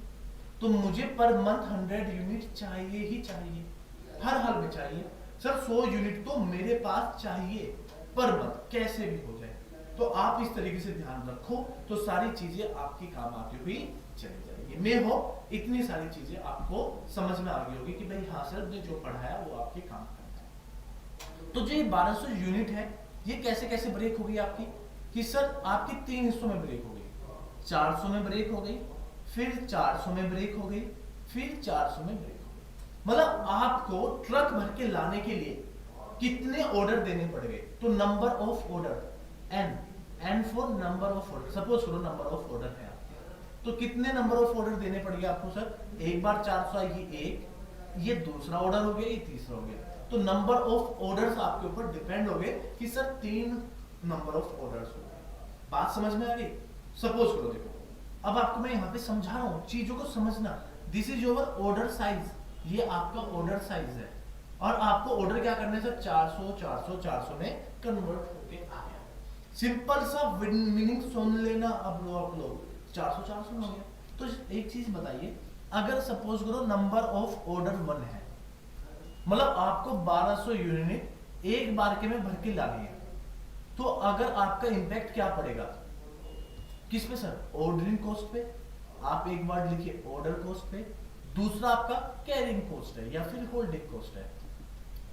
अगर आपका 1200 है, सिंपल सी बात है, एक ही बार के में जहां पे 3 ट्रक्स भर के आ रहे थे, अब एक ही ट्रक में सारा सामान आ गया, तो आपकी जो ऑर्डर कॉस्ट है वो डिक्रीज हो जाएगी, बट कैरिंग कॉस्ट क्या हो जाएगी आपकी, इंक्रीज हो जाएगी। अरे इतना 1200 को एक ही जगह पे रखना बड़ा डिफिकल्ट काम हो जाएगा। सपोज करो n इक्वल टू 3 हो गया, अब क्या होगा, आपकी ऑर्डरिंग कॉस्ट क्या हो जाएगी, अब ऑर्डर कॉस्ट आपकी 3 बार आएगी, तो ऑर्डरिंग कॉस्ट आपके बढ़ जाएगी, बट जो आपकी कैरिंग कॉस्ट होगी, कैरिंग कॉस्ट होगी वो एज कंपेयर टू, मैं यहां पे लिख देता हूं, एज कंपेयर टू 1 कम होगी, as compare to 1 will be decrease, decrease हो जाएगी। यही कॉन्सेप्ट आपका थ्योरी में पूछ लेता है कि अब बताइए क्या होगा। इसका मतलब क्या हो गया कि जो आपकी कॉस्ट है, जो आपका कॉस्ट बन के आ रही है, वो आपकी डिपेंड कर रही है 2 चीजों पे, दैट इज ऑर्डरिंग कॉस्ट और दैट्स मीन या फिर होल्डिंग कॉस्ट। इस तरीके से आप उसको लिख सकते हो, जैसे भी आपको अच्छा लगे वैसे आप लोग लिख सकते हो। Ordering cost, carrying cost. अरे भाई एक काम करिए, नंबर ऑफ ऑर्डर्स है, तो नंबर ऑफ ऑर्डर्स है, सपोज करो आप एक ही ट्रक में भर के लेके आ जाओ, तो आपका सिर्फ जो कॉस्ट होगी ऑर्डरिंग कॉस्ट 3 की जगह पे एक ही बार लग जाएगी, बट जो आपको रखने के लिए सामान चाहिएगा, आपको होल्स चाहिए फिर बहुत सारे, तो रेंट बढ़ जाएगा, नंबर ऑफ पीपल्स बढ़ जाएगी, उनकी सैलरी बढ़ जाएगी, इंश्योरेंस बढ़ जाएगी, तो आपकी कैरिंग कॉस्ट बढ़ जाएगी। अगर मैं ब्रेक करके लाया 3 ऑर्डर करके लाया, तो ऑर्डर कॉस्ट मुझे अब 3 बार देनी पड़ेगी। 3 बार जो ट्रकों से भर के सामान आया है, मैं उसको 1 2 3 बार में रखूंगा, तो मेरी ordering cost as compare to 1 क्या हो जाएगी, इंक्रीज हो जाएगी। बट कैरिंग कॉस्ट क्या हो जाएगी, अब मुझे बार बार रूम लेने की जरूरत नहीं है, मुझे तो 400 यूनिट पर बारी में मिल रही है, तो 400 यूनिट के लिए मेरे लिए एक ही होल काफी है, तो एक होल काफी है एज कंपेयर टू जहां मुझे 3 चाहिए थे एक बार के में और पूरे साल के लिए चाहिए, बट यहाँ पे तो मुझे 400 में काम चल रहा है, तो मेरा 2 का पैसा बच गया as compare to this one. तो ऐसी चीजें आपको पढ़नी होती हैं। तो पढ़ोगे चीजें समझ में आएगी 100%। अब बच्चे के लिए यहाँ पे ख्वाहिश होती है क्या सर, कि जो मेरी टोटल इन्वेंटरी कॉस्ट है, जो मेरी टोटल कॉस्ट है, अब ये बताइए जो मेरी टोटल कॉस्ट है, समझना कि सर जो टोटल कॉस्ट है वो टोटल कॉस्ट क्या है, कि सर जो टोटल कॉस्ट है आपकी तीन टाइप की कॉस्ट है। एक तो सर आपकी आइटम कॉस्ट हो गई, दूसरा आपकी ऑर्डरिंग कॉस्ट हो गई, दूसरा आपकी ऑर्डरिंग कॉस्ट हो गई है, थर्ड वन आपकी हो गई है होल्डिंग कॉस्ट, थर्ड वन हो गई है आपकी होल्डिंग कॉस्ट। ये तीन टाइप की कॉस्ट आपको मिलती है मार्केट के अंदर। आइटम कॉस्ट कैसे सर, अब आप खुद बताओ, सुनना बड़ी ध्यान से जो चीजें बता रहा हूं, अगर मैं बता रहा हूं तो बेटा बड़े ध्यान से सुनो। अगर आइटम कॉस्ट की मैं बात करता हूं, अब आप बताइए डिमांड कितनी है, डिमांड है सर 1200 यूनिट पर ईयर, और उसका कॉस्ट प्राइस, एक पीस का प्राइस क्या होगा सर, आपने कहा 1 लाख, तो आइटम की कॉस्ट क्या होगी sir, sir D multiply by C, demand multiply by cost per piece, C4 means cost per piece के नाम से जाना जाता है। मैं होप इतनी बात आपको समझ में आ गई होगी कि सर ये आपको ध्यान में रखनी है। अरे हाँ या ना, बिल्कुल, अरे बिल्कुल सिंपल सी चीज है। अब दूसरी कॉस्ट क्या होगी सर, आपकी होती है ordering cost. Second one name is ordering cost. बोलो रे बाबा, कुछ बोल दो रे, आज चुप मत बैठो रे। ऑर्डरिंग कॉस्ट, अगर हम लोग बात करते हैं ऑर्डरिंग कॉस्ट की, सिंपल सी बात है कि हम लोग किसकी बात कर रहे हैं, ऑर्डरिंग कॉस्ट की बात कर रहे हैं। तो ऑर्डरिंग कॉस्ट क्या होगा, सुनना बड़े ध्यान से सर, नंबर ऑफ ऑर्डर, कितनी बार ऑर्डर मेरे पास आए। सिंपल सी बात है, कुछ करना ही नहीं है कि सर नंबर ऑफ ऑर्डर मेरे पास कितने आए। आप कैसे निकालोगे कि सर जो डिमांड होगी डिवाइड है, मैंने कहा कि बिल्कुल डिमांड है, divide by number of order, divide है क्यू, एक बार के में कितना सामान आ रहा है उसको बोलते हैं क्यू लोड साइज। किससे डिनोट करते हैं, क्यू से। क्यू इज आपका लोड साइज, एक बार के में कितना लोड साइज आ रहा है, डी फॉर डिमांड, डिमांड कितनी है मार्केट के अंदर, मल्टीप्लाई बाय एक बार का प्राइस आने का, तो ये बन जाता है आपका ordering cost denoted by C naught. क्या हो जाता है, सी नॉट। तो D by Q multiply by C naught. अरे बात समझ में, देखो आप कह रहे हो कि सर ऑर्डरिंग कॉस्ट क्या होगी, मैंने कहा भाई एक बार का, सुनना कि एक बार के में मैं पैसे लूंगा ₹1000, एक चक्कर के लूंगा 1000 रुपए, आपने ये बोला। अरे रिक्शा वाले को बोला आपने, सिंपल सी बात है, आपकी जो रिक्शा काम करता है उसको बोला कि उसने बोला कि एक फेरा, एक राउंड के लूंगा 1000 रुपीज। उसने कहा कि दो के कितने होंगे, उसने कहा कि कुछ भी हो जाए तो दो के ₹2000 हो जाएंगे, तो इसका मतलब एक बार के वो 1000 रुपए लेगा। तो अगर आपका सपोज करो डिमांड आपकी 1200 है, लोड साइज आप मंथ में भेज रहे हो 10 100 का, तो आपके कितने हो गए ऑर्डर, तो n हो जाता है नंबर ऑफ ऑर्डर, तो d by Q, this meaning is number of orders. तो नंबर ऑफ ऑर्डर्स ये वाली बात आ गई, multiply by number of order होंगे कितने सर 6, एक ऑर्डर का कितना प्राइस लग रहा है sir 1000 rupees, this 1000 is known as C naught. अरे इजी ना, सी नॉट बन गया। तो आप इसको क्या लिख सकते हो sir, D demand by Q multiply by C naught. Simple सी बात है। अगर इतनी सिंपल सी बात समझ में आ गई होगी ना बेटा, मैं कह सकता हूँ आपसे अच्छा कोई नहीं है यहाँ पे, बिल्कुल आपसे अच्छा कोई होगा ही नहीं। तो ये बन जाती है ऑर्डरिंग। तो आइटम प्राइस समझ में आया आपको, ऑर्डरिंग कॉस्ट समझ में आई आपको, और फिर बात करते हैं हम लोग होल्डिंग कॉस्ट की, कि होल्डिंग कॉस्ट क्या होगी। सिंपल सी बात है, होल्डिंग कॉस्ट क्या होगी। तो तीसरा वर्ड लिखते हैं हम लोग यहाँ पे होल्डिंग कॉस्ट। बड़े ध्यान से समझना होल्डिंग कॉस्ट क्या होती है। अधिकतर बच्चे यहीं पे ही पागल हो जाते हैं, बौखला जाते हैं कि सर होल्डिंग कॉस्ट क्या होगी, कैसे करेंगे सर होल्डिंग कॉस्ट, सर सामना कैसे कर लेंगे होल्डिंग कॉस्ट का, सर समझ में नहीं आ रहा। तो समझो ये होल्डिंग कॉस्ट होती क्या है, जो समझाने की चीजें है वो समझो। तो दो टाइप से होल्डिंग कॉस्ट को लिखते हैं हम लोग। जैसे लिखने का तरीका होता है, या तो होल्डिंग कॉस्ट को आप ऐसे लिखोगे, या फिर आप लिखो कैरिंग कॉस्ट। आपको हर एक बुक्स में अलग अलग टाइप से नोमेनक्लेचर मिलेंगे।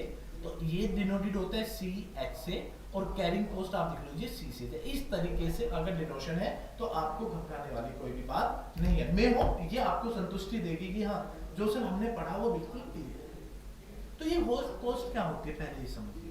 तो मैं आपको ये बताता हूँ कि बेटा ये डायग्राम है। अगर मैं इस डायग्राम की बात कर रहा हूँ तो this one is a diagram. ये कैसे नहीं बन रहा है, ये आपका डायग्राम है, ऐसे ऐसे। अब अगर ये आपका डायग्राम है इस तरीके से सपोज करो, तो अब आपने बोला था कि सर ये तो मेरी डिमांड है यहाँ से यहाँ तक आऊंगा, मैंने कहा कि हाँ। अब ये क्या कहता है, देखो सुनना बड़े ध्यान से। होल्डिंग कॉस्ट में एक है ना आपके लिए, एक आपको लिखना है इसको, क्या कहते हैं कि जितने हम लोग कैरी करेंगे मटेरियल को, जितना हम लोग कैरी करेंगे मटेरियल को उतना ही पैसा देना पड़ेगा। कैसे? आप कह रहे हो कि 1 यूनिट का 1 प्राइस है, 1 यूनिट का 1 रुपीज मैं आपसे लूंगा, तो 2 यूनिट का 2 रुपए लूंगा, 3 यूनिट का 3 लूंगा। अब क्या हुआ, देखो क्या कहता है कि एवरेज। अब देखो आपके पास यहाँ पे सपोज करना, अब आपसे मैं खर्चा पूछ रहा हूँ, यहाँ पे रुपीज सपोज करो खर्चा है आपका 1200 रुपए, 1 यूनिट का 1 रुपए, तो यहाँ पे खर्चा कितना हो गया आपका सर 0 रुपए, 0 यूनिट का। यहाँ पे कहीं जाओगे उसका खर्चा आपको यहाँ पे देना पड़ेगा, इस तरीके से चलता रहेगा। तो अब आप क्या करोगे सर, 1200 यूनिट का 1200, तो कब खाली होगी सर 600 का 600, 0 का 0। तो आपसे मैं ये पूछ रहा हूँ कि कितना खर्चा हुआ। अब बात को समझो, मैंने आपसे पूछा कि भाई कितना खर्चा हुआ आपसे, तो बच्चे ने कहा कि सर मैं तो इसका एवरेज निकालूंगा। अरे आपसे पूछ रहा है कोई कि भाई आपसे कितना खर्चा हुआ, कितना पैसा आपको लगा, आपने कितना पैसा आपने यहाँ पे लगाया, आपने होल्डिंग करने के लिए कितना पैसा आपने लगाया, वो मैं आपसे इनडायरेक्टली रूप में पूछ रहा हूँ। तो बच्चा कह रहा है कि सर मैं ऐसे नहीं बताऊंगा। मैंने कहा कि फिर कैसे बताएगा, तो उसने कहा कि सर मैं एक काम करता हूँ, इन सभी चीजों का जो ये आप ये लिखते हो यहाँ पे, दिस साइड आपका क्यू है, ये आपका टी है, तो मैं इनका एक एवरेज ले लेता हूँ। देखो ये एवरेज बन गया, तो आपने कहा कि सर ये बन गया जी क्यू एवरेज। मैंने कहा कि हाँ बन गया, इससे कोई फायदा। सर क्या हुआ, देखो मैं आपको एक एग्जांपल समझाता हूँ। क्यू एवरेज, अगर आपने ये पीवी डायग्राम बच्चे ने पढ़ा होगा, ये इस तरीके से बन के आता है। तो अगर आपसे पूछते कि एवरेज वर्क निकालो, पी निकालो, तो आप बोलते हो कि सर चेंज इन वॉल्यूम तो ये, मैंने कहा कि है। फिर आपसे पूछते हैं पी निकालो, तो पी आप एवरेज लेते हो। तो देखो ये आधा इधर बच गया, ये ऊपर वाली जो आधी टर्म थी ये वाली, आप एक तरीके से इसको ये समझो, आपने इसको यहाँ पे कन्वर्ट कर दिया, इसको उठा के यहाँ पे कन्वर्ट कर दिया। देखो दोनों सिमिलर लग रहे हैं ना, सिमेट्रिक, आप वर्ड को पढ़िए, सिमेट्रिक लग रहे हैं दोनों के दोनों, सिमेट्रिक है बिल्कुल। तो आपका बन गया क्यू एवरेज। तो बेटा क्यू एवरेज की वैल्यू यहाँ से क्या बनती है, अगर कोई बच्चा मुझे बता देगा सर क्या, साइकिल एरिया अपॉन में टाइम। क्या बन गया जी, साइकिल एरिया अपॉन में टाइम, जो आपका साइकिल टाइम है। तो साइकिल एरिया क्या बन गया आप बताओ। तो अब आप कैसे बताओगे, सर एक ट्रायंगल बन गया, एक ट्रायंगल बन गया। अरे ये ट्रायंगल था ना, ये वाला ट्रायंगल था, ट्रायंगल ट्रायंगल ट्रायंगल का एरिया क्या होता है, हाफ मल्टीप्लाई बाई, तो हमने क्या लिया क्यू लिया, Q multiply by T upon में टी, दैट्स 1 क्यू बाई 2, तो ये क्यू एवरेज बन गया। सर ये तो हम इजी भी कर सकते थे क्या, सर क्यू मैक्सिमम डिवाइड ये क्यू मिनिमम। तो मैं अगर क्यू एवरेज निकालूं तो क्यू एवरेज तो सिंपल सा बन जाएगा, क्यू मैक्सिमम प्लस में क्यू मिनिमम डिवाइड बाई 2, और क्यू मिनिमम आप बता रहे 0, तो ये तो क्यू बाई 2 ही तो बन जाएगा। बिल्कुल वैसे भी बना सकते हो, ऐसे भी बना सकते हो, और ऐसे भी बना सकते हो। तो क्यू एवरेज आप क्या लोगे कि सर अब मुझे तो पता नहीं कितनी मेरे पास इन्वेंट्री अवेलेबल है, तो जितनी भी इन्वेंट्री अवेलेबल है उसके हिसाब से मुझे मैं उसका एवरेज को फॉलो कर लूंगा। एवरेज मैंने उसका फॉलो किया, तो इस तरीके से आपका क्यू एवरेज निकल के आ जाता है। तो आपका जो कॉस्ट लगेगा वो क्यू एवरेज के ऊपर लगेगा, होल्डिंग कॉस्ट। तो होल्डिंग कॉस्ट क्या हो जाएगी आपकी यहाँ से, तो बताओ बच्चा लोगों कि sir Q by 2 multiply by उसके ऊपर लगने वाली कॉस्ट, तो ये बन गया आपका C H, holding cost that is C H. तो Q by 2 multiply by C H, और C H is nothing as holding cost, holding cost per unit, per unit, per unit per year, holding cost per unit per year. तो आपके लिए दो बन गए, holding cost per unit per year, कि एक cost पे इतना सालाना। सिंपल सी बात है। अगर आप मुझे क्या करो, आपने मुझे अपने पास तो आपने क्या किया, आपने मुझे अपना फोन दिया, रेंट पे दिया। आपने देखो ना एसी का रेंट, एसी भी रेंट पे मिलते हैं, रेफ्रिजरेटर भी रेंट पे मिलता है, बाइक्स गाड़ी जो अभी इतनी ज्यादा है कि रेंट पे मिल जाती है। तो मैंने उनसे गाड़ी चलाने के लिए बोला कि मैं गाड़ी चलाऊंगा, तो उन्होंने मुझे कहा कि ईयरली मैं आपसे इतना लूंगा, आप चलाओ ना चलाओ। तो जितने दिन मैंने कहा कि ठीक है, मैंने उनको बोला कि मैं जितने दिन चलाऊंगा उतने का ही रेंट दूंगा। तो उन्होंने कहा कि ठीक है। तो आपने पूरे साल रखी गाड़ी, जितना आपने कहा कि यार मैंने तो 6 महीने चलाया, तो इसका मतलब 6 महीने वो फ्री खड़ी रही, तो एवरेज आ गया उसमें 6 महीने गाड़ी चलाने का एवरेज।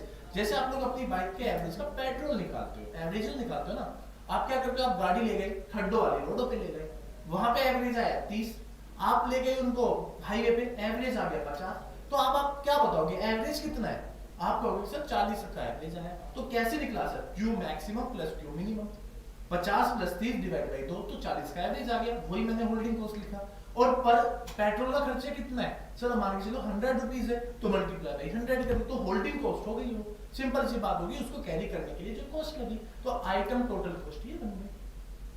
अब देखो अगर मैं आइटम कॉस्ट की बात करूं, वो तो 1000 रुपए की है, बट मैं ये कह सकता हूं कि जो आपकी टोटल इन्वेंट्री कॉस्ट है, जो बेटा आपकी टोटल इन्वेंट्री कॉस्ट है, ध्यान से सुनना, जो मैं वर्ड लिख रहा हूं वो बहुत इंपॉर्टेंट है, कि टोटल वेरिएबल कॉस्ट बोल लीजिए या कुछ भी बोल लीजिए, जो आपकी टोटल वेरिएबल कॉस्ट है, वेरिएबल कह रहा हूं, वो किसके ऊपर डिपेंड कर रही है सर, दो चीजों के ऊपर डिपेंड कर रही है, ऑर्डरिंग कॉस्ट प्लस में होल्डिंग कॉस्ट, सिर्फ दो ही चीजों के ऊपर। क्यों?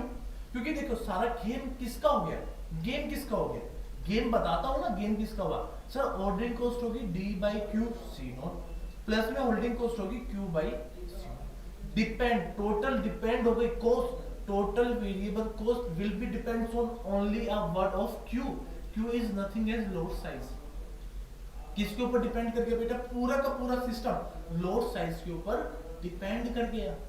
अरे अगर आपसे कोई पूछे कि पूरा सिस्टम किसके ऊपर डिपेंडेंट है, दैट्स मीनिंग लोड साइज, भाई लोड साइज, तो टोटल, क्यों? क्योंकि अगर आपका डीसी की बात करें तो भाई देखो डिमांड तो कांस्टेंट है, और इसका जो कॉस्ट है पर पीस ये भी है, अगर आप लोग ऑर्डर को बड़ा लेके आ जाओगे, एक ही बार के में लेके आ जाओ तो होल्डिंग कॉस्ट बढ़ जाएगी, अगर आप ऑर्डर को बार बार उसको कन्वर्ट करते हो, 3 ऑर्डर्स में करते हो, जैसे मैंने आपको बताया कि आप अगर आपने ऑर्डर को कन्वर्ट किया 1, तो देखो पूरी कॉस्ट, ऑर्डरिंग कॉस्ट कह लो या होल्डिंग कॉस्ट, डिपेंड कर रही है n equal to number of order, और number of directly depends on the Q load size, तो कंप्लीटली सिस्टम आपका ऊपर डिपेंड कर रहा है लोड साइज के ऊपर। तो अगर आपसे पूछे कोई यहां से कि टोटल इन्वेंट्री कॉस्ट क्या होगी, तो आप बेटा लिखना इन्वेंट्री कॉस्ट, तो टोटल इन्वेंट्री कॉस्ट जब भी आपसे पूछेगा आप बोलोगे सर क्या, सर आइटम कॉस्ट, तो आइटम कॉस्ट को लिख लीजिए परचेज कॉस्ट, जो आपकी परचेसिंग कॉस्ट है, प्लस में ऑर्डर कॉस्ट, प्लस में ऑर्डरिंग कॉस्ट, और साथ में लगेगी आपके होल्डिंग कॉस्ट, तो ये वर्ड आएगा आपका होल्डिंग कॉस्ट का, दैट्स मीन डीसी प्लस में D by Q C naught, plus में क्यू बाई 2 सी एच, अरे C H, this one is C H, ये फ्लो में निकल जाता है, तो सी एच हो गया ये, तो that's the mean C H, तो ये वाली टर्म क्या रहेगी आपकी, that's mean is a constant term. अरे आया कि समझ में नहीं आया, हेलो हेलो, अरे शेयर होता है, हेलो बेटा, तो आपका ये बन गया टोटल कॉस्ट। तो ऐसी ऐसी चीजें आपको बनेगी, और ये बिल्कुल बेसिक है।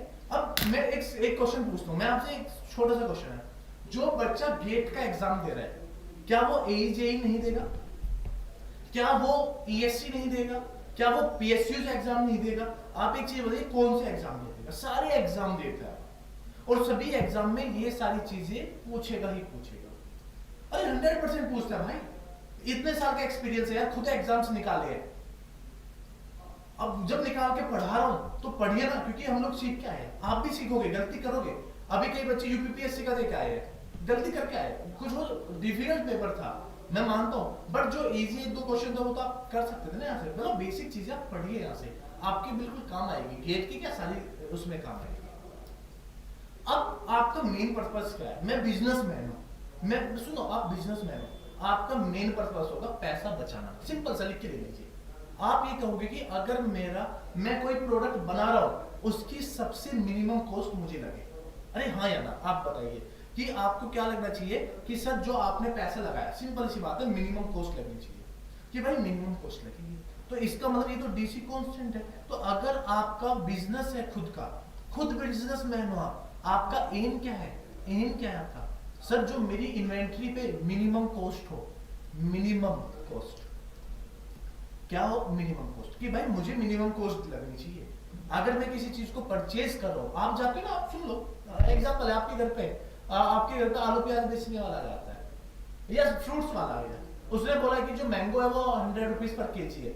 आप क्या करोगे? नहीं भैया, 70 रुपए लगा लो, 80 रुपए लगा लो, आप क्या कह रहे हो कि आपकी जेब से जाने वाला पैसा कम से कम जाए, तो डेट्स मीन मिनिमम कॉस्ट। तो मिनिमम कॉस्ट, तो cost is a function of, तो मिनिमम कॉस्ट, टोटल कॉस्ट पूरा किसके ऊपर डिपेंड कर रही है, आप खुद बताइए ना, एक ही वर्ड है लोड साइज, तो डेट्स मीन कि डी क्यू।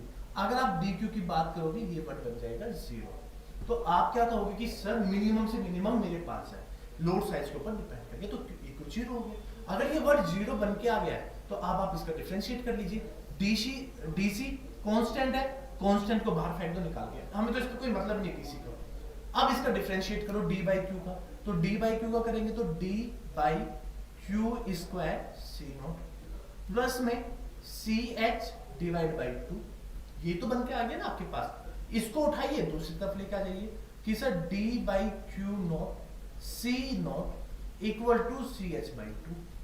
अगर आप इसको इधर लेके आइए, Q multiply by D C naught C H equal to Q square, तो डेट्स मीन अगर आप Q को इधर लेके आएंगे under root of 2d C naught by C H is a maximum. ये जो कॉन्सेप्ट बन गया, this is a complete cube. ये क्या बन गया बेटा, economic order quantity, this mean is a Q star. और पता नहीं यार कितने हजारों एग्जाम्स में ये डायरेक्टली फॉर्मूला पूछा गया है, डायरेक्टली फॉर्मूला पूछा गया है। इसी फॉर्मूले को बोलते हैं आप लोग economic order quantity, economic order quantity.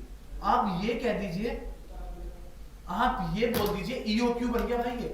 अब ये ईओक्यू का, अरे आप कोई सा भी पेपर दे लो, इन्वेंट्री में हर बार ये क्वेश्चन बनेगा ही बनेगा। आप मॉडल्स कह लीजिए, आप कुछ भी कह लीजिए, ईओक्यू बन के ही आएगा, ईओक्यू बन के ही आएगा 100% श्योरिटी के साथ आप लिख लीजिए। और ये हर बार क्वेश्चन बनता ही बनता है इकोनॉमिक ऑर्डर क्वांटिटी। इसका मतलब क्या है कि जो आपका क्यू है ये आपका ऑप्टिमम होना चाहिए। एक ऐसी वैल्यू लाइए आप जहां पे ऑप्टिमम क्यू निकले। Q star means optimum load size, ये पूछ लेता है ईओक्यू। और ईएससी में इसकी फुल फॉर्म पूछी हुई है, जाके क्वेश्चन को उठा लो। आपका एईजेई में भी फुल फॉर्म पूछ लेता है इकोनॉमिक ऑर्डर क्वांटिटी का बताइए। तो पिछले साल जो बच्चा, देखो रियली बता रहा हूं, आपने यूपीआरवीएनएल का फॉर्म भरा ही होगा 100%। अब आपके लिए कितना बड़ा एडवांटेज दे रहा हूं, एक तरफ गेट में चल रहा है इन्वेंट्री, दूसरी तरफ एईजेई में चल रहा है प्रोडक्शन। जाके देख लीजिए, दोनों का काम बन जाएगा आपके अपकमिंग एग्जाम के लिए। तो इकोनॉमिक ऑर्डर क्वांटिटी मिल गया है। ये क्या क्वांटिटी आपसे पूछ लेगा, जहां पे आपको पे करना पड़ेगा total cost will be optimum, total cost will be minimum, total cost is minimum कह लीजिए। जहां पे आपकी टोटल कॉस्ट क्या होगी, मिनिमम, टोटल कॉस्ट मिनिमम हो जाएगी, जहां पे आपको कम से कम पे करना पड़ेगा। एग्जांपल बताता हूं मैं, सुन आपके ही लाइफ एग्जांपल। आपके बाहर जो फ्रूट्स वाला होगा, ठेले वाला होगा, आप चले जाओ ठेले वाले के पास। अब देखो हिसाब देखो, आप गए, उसने कहा कि जो मेरा आम का प्राइस है, मैंने भी कल परचेज किया है ना। अब देखना, थैंक यू मीनाक्षी। अब आप देखना, आप गए ठेले वाले के पास, आपने कहा कि मुझे आम दिए, मैंने कल परचेज किया ना, मैं खुद की बात बता दूं, मैंने कल इवनिंग में खरीदा। उसने बोला आपने कि उस भाई साहब ने मुझे बोला 100 रुपए के 1.5 किलो। मेरा माथा चक रहा है, 100 रुपए के 1.5 किलो, तो आप एक बताइए, 1 किलो बताइए। उसने कहा कि 70 रुपए के, तो इसका मतलब 105 के 1.5 किलो देने चाहिए, तो उसने मुझे 5 रुपए कम कर दिए।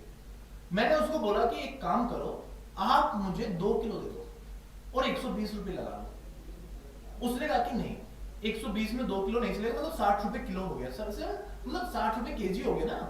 तो उसने कहा कि 70 का तो रेट चल रहा है। मैंने कहा कि अगर देना है तो दे दो, तो उन्होंने दे दिया। तो इसका मतलब क्या हुआ कि सर मुझे ऑप्टिमम लोड साइज मिल गया, 2 केजी में लेके आ गया, बट कॉस्ट क्या लगाई मैंने, एज कंपेयर टू अगर 1 केजी के हिसाब से लगाओ तो मुझे क्या मिल गया, कॉस्ट मिनिमम मिल गई। अरे 60 रुपए किलो आ गया मेरे पास। पहले कितना दे रहा था वो, 60, उसने 1 किलो 60 का दे रहा था, 2 किलो वो 150 का दे रहा है, तो 60 रुपए 70 रुपए किलो था। अब कितने का मिल रहा है मुझे, 60 केजी, 60 रुपए पर केजी। मुझे कितने की बचत होगी डायरेक्टली, सर आपको बचत होगी 20 रुपए की।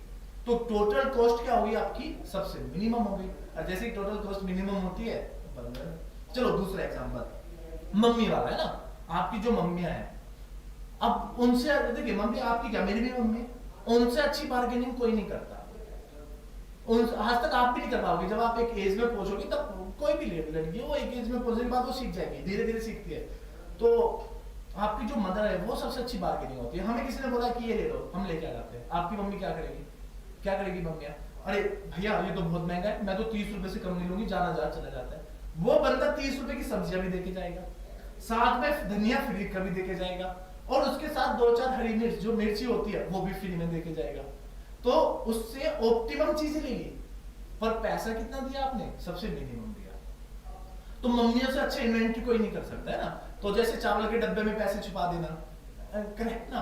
तो भाई जो आपके चावल के डब्बे उनमें पैसे लग गए, इन्वेंटरी कर लिया भी तो इन्वेंटरी है। तो जहां पे भी आएगा ऑप्टिमम चीज है यार। जब विपत्ति आएगी तो मैं उन पैसों का यूज कर दूंगी। या फिर कभी कुछ मम्मी का एक ही आइडिया होता है कि यार जो सोना है, गोल्ड है, मैं उसके लिए पैसे बचा के रखती हूँ, है ना। कुछ होता है कि गोल्ड के लिए पैसे बचा के, जैसे ही गोल्ड की कीमत कम होती है तुरंत पहुंच जाती है, भाई दो भाई 2 तोले सोना दे दो, 2 तोले सोना दे दो हमें, है ना। 2 तोले 20 ग्राम के अप्रोक्सीमेट सोना आप मुझे दे दो। तो टोटल कॉस्ट में आप ऑप्टिमम चीज लेके आ गए। तो जैसे उनको मिनिमम चीजें दिखती है वो काम कर जाती है। तो ये वर्ड ध्यान रखना, मिनिमम कॉस्ट। आपको लाइव एग्जांपल समझाने हैं। अगर आप इंटरव्यू में बैठे हो, वो पूछ लेगा कैसे, तो आप सीधा एग्जांपल बता देना, ऑप्टिमम कॉस्ट ये बन जाएगी सर, डिमांड ये थी मार्केट में, ऑर्डरिंग कॉस्ट ये थी, होल्डिंग कॉस्ट ये थी। वो कहेगा मजा नहीं आया, तो आप मजे देने के लिए ये बता देना मम्मी वाला एग्जांपल, या फिर उसका एग्जांपल बताना सर सुबह मैं गया, ऐसे ऐसे मेरे साथ हुआ, मैंने ये किया, तो ऑर्डरिंग कॉस्ट मेरी मिनिमम हो गई। तो इस तरीके से कॉन्सेप्ट बनता ही बनता है। अब ऑर्डरिंग कॉस्ट तो ये बन गई। अब एक बच्चे ने कहा कि सर एक काम करता है, मिनिमम कॉस्ट के लिए वैल्यू पूछ रहा है। मैंने कहा कि हाँ, आप एक काम करते हैं ऑप्टिमम। वो क्यों लोड था, ये ऑप्टिमम है, वर्ड को ध्यान देना। तो उन्होंने कहा कि अगर मैं कोई ऑर्डर करता हूँ कॉस्ट, बड़े ध्यान से सुनना कि सर अगर मैं ऑर्डरिंग कॉस्ट की बात कर रहा हूँ, ordering cost at optimum condition, at optimum condition की बात कर रहे थे बाबा, एट ऑप्टिमम कंडीशन की हम लोग बात कर रहे हैं। तो क्या होगा, ऑर्डरिंग कॉस्ट की वैल्यू क्या थी अभी तक सर, सी नोट, अरे ये तो थे ना। तो उसने कहा कि ऑर्डरिंग कॉस्ट है, अरे ऑर्डरिंग कॉस्ट ऐसे लिखो रे, तो ऑर्डरिंग कॉस्ट क्या थी sir, D by Q C naught. अब कौन सी बात कर रहे हैं सर, ऑप्टिमम की, तो क्या लग जाएगा, स्टार लग जाएगा। तो अब आप इसको क्या लिखोगे, डी सी नोट अपॉन में क्यू स्टार की वैल्यू क्या निकल के आई है बेटा, 2d C naught by C H. अगर आप इसको सोल्व करोगे तो सोल्व करने पे एक वैल्यू आएगी 1 by under root 2 multiply by, ये ऊपर चला जाएगा, under root 2 under root of D C naught C H, कुछ समथिंग ऐसे बन के आएगा। ठीक है, ऑर्डरिंग कॉस्ट। अगर मैं सिंपल सी बात करूं होल्डिंग कॉस्ट की वैल्यू, कि सर अगर होल्डिंग कॉस्ट है तो ये क्यू स्टार डिवाइड बाई 2 और ये बन जाएगा सी नोट। अगर आप इसकी भी बात करो तो पुटअप कर लीजिए 2d C naught by C H, और ये कंप्लीटली क्या होता है, अंडर रूट में होता है, ये सी एच है, तो ये सी एच डिवाइड बाई 2। अगर आप इसको सॉल्व करोगे तो सिंपल सी कंडीशन बनेगी 1 by under root 2 D C naught C H. तो मेरा मीनिंग क्या है कहने का मतलब सर, कि एट ईओक्यू, ये सबसे बेहतरीन कॉन्सेप्ट है, इस इन्वेंटरी का सबसे बेहतरीन कॉन्सेप्ट है कि एट ईओक्यू क्या होगा, कि sir ordering cost should be equal to holding cost at EOQ. Means अगर आप ऑप्टिमम वैल्यू की बात कर रहे हो तो ऑर्डरिंग कॉस्ट आपके होल्डिंग कॉस्ट के इक्वल हो जाएगा। अगर ये वाली बात बन गई तो देखो वैल्यूज इक्वल है, इसलिए ऑर्डरिंग कॉस्ट होल्डिंग कॉस्ट के इक्वल बन के आ गया। बात तो समझिए यहाँ पे कि क्यों बन के आया, ये कॉन्सेप्ट बनता है ईओक्यू, और गेट में ये ऑलरेडी पूछा जा चुका है भाई, ये बन के आता है ईओक्यू। अब सेकंड चीज बन गई, अगर कोई मुझसे पूछे कि टोटल वेरिएबल कॉस्ट क्या बन गई, तो मैं तो कहूंगा कि सर ऑर्डरिंग कॉस्ट प्लस में होल्डिंग कॉस्ट। फिर उसने कहा कि क्या हुआ, कि मैंने कहा कि आई नो कि एट ईओक्यू पे क्या होता है, ordering cost equal to holding cost लिख सकते हो। तो ऐसे भी बात, या तो आप डायरेक्टली लिख लीजिए under root 2 D C naught C H, यहाँ पे लगा लो, या 2 से मल्टीप्लाई कर लो, जैसे भी आपकी मर्जी है बेटा, मर्जी आपकी। यहाँ पे D C naught C H, जैसे आप इसको यहाँ पे पुटअप करोगे एक ही फॉर्मूला बन के आएगा, under root of 2d C naught C H. तो इसी फॉर्मूले को बोलते हैं हम लोग टोटल इन्वेंट्री कॉस्ट या टोटल मिनिमम वेरिएबल कॉस्ट। अगर आप इन सभी चीजों पे लिख दोगे इस तरीके से तो आपका कॉन्सेप्ट बन के रेडी है। क्या है जी? रेडी है। तो अगर आपसे कभी भी पूछे तो आप लोग प्लीज इन सभी चीजों को ध्यान में रखोगे और इसको पढ़ के आओगे। तो टोटल की बात, अगर पूछे टोटल मिनिमम कॉस्ट, वेरिएबल को छोड़ के मिनिमम कॉस्ट की बात करें तो आपका फॉर्मूला बन जाएगा BC प्लस में under root of 2D C naught CH। ये भी आपकी कॉन्सेप्ट के अंदर आता है। तो अगर आप इन सभी चीजों को पढ़ोगे ना तो ये आपका कॉन्सेप्ट क्लियर करता है। ऐसे ऐसे कॉन्सेप्ट आपसे पूछता है तो बेटा पूरी यहाँ पे एक ही निकल के आया, इतना 1 घंटा सवा घंटे की पढ़ाई में ये लॉजिक निकल के आया कि ऑप्टिमम ऑर्डर क्वांटिटी का फॉर्मूला क्या होगा, उसके साथ एट यूक्यू पे कॉस्ट जो होगी वो ऑर्डरिंग कॉस्ट किसकी इक्वल होने वाली है? होल्डिंग कॉस्ट की इक्वल होने वाली है। उसके अलावा जो मिनिमम कॉस्ट का फॉर्मूला होगा क्या होगा, ये सभी कॉन्सेप्ट आपका एग्जामिनर आपसे पूछेगा इन अपकमिंग एग्जाम्स में। अगर पूछेगा यार तो मैं ये क्लियरली कह रहा हूं कि आप इतने हाइप पे होगे जब आप पढ़ोगे और एक एक नंबर आपको पता है। यार आप बच्चे नहीं रहे, आपको ये दूध पीते वाले बच्चे नहीं रहे कि अब आपको एक एक नंबर की वैल्यू नहीं पता। अरे 0.2 की भी वैल्यू होती है, 0.15 की भी वैल्यू होती है। आपने देखा नहीं है? कट ऑफ चली गई 79.89, अब बच्चा 0.89 में फंस गया, आगे उसके 79.88, गया ना काम से, गया है ही नहीं सिलेक्शन भाई, गायब है, बाहर फेंक दिया एग्जामिनर ने। अब देखो इतना इंपॉर्टेंट है। और ये ऐसी चीज है जो मैं आपको पढ़ा रहा हूँ, प्रोडक्शन और इंडस्ट्रियल इंजीनियरिंग, जहां पे लॉजिक होते ही नहीं है, जहां पे आपको सिर्फ ये काम करना है कि हाँ जो मैंने पढ़ा वो बिल्कुल सही पढ़ा। तो मैं होप इतनी सभी चीजें आपको समझ में आ गई होगी।